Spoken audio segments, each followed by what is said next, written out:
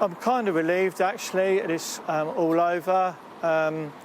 These last few months have been quite traumatic for Lucy and the children.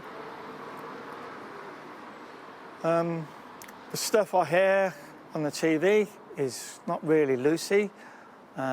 She's probably the opposite of what she's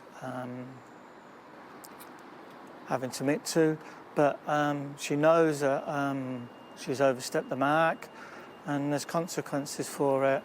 So hopefully she'll be able to learn from this and move on with her life. What she said about it to you now, reflecting on obviously what happened and what she did? It's just a moment of, you know, an upset housewife, really.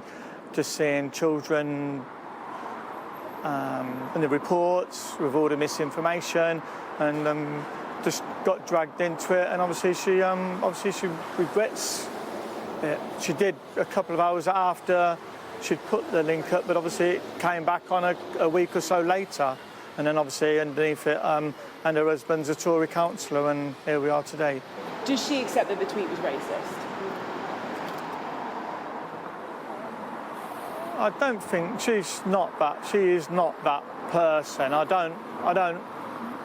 I'm not too sure, really. I mean, all I know is she's not that person. She's probably the opposite to that, actually.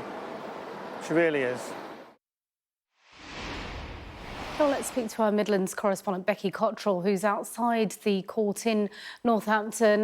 Becky, what more can you tell us about what happened in court today?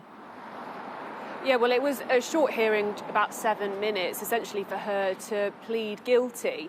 And just to give you a bit more information as to what it was that she tweeted, after the Southport stabbings, when those 3 girls were killed, she posted on Twitter, mass deportation now, set fire to all the expletive hotels full of the expletives. For all I care, if that makes me racist, so be it.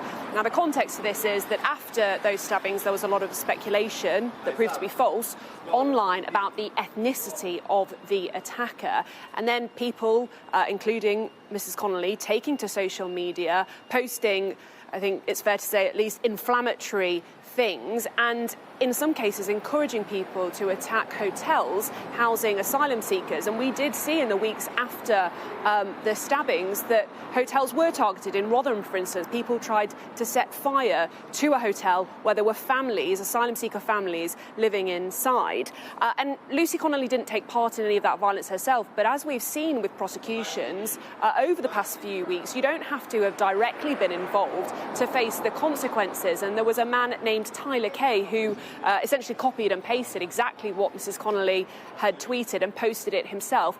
He got over 3 years in prison, and it will be interesting to see what kind of sentence she gets when she is sentenced in October. But these prosecutions, these sentencings that we've been seeing in the aftermath of those riots show how seriously the courts are taking what people put on social media, and people are facing the consequences for their actions.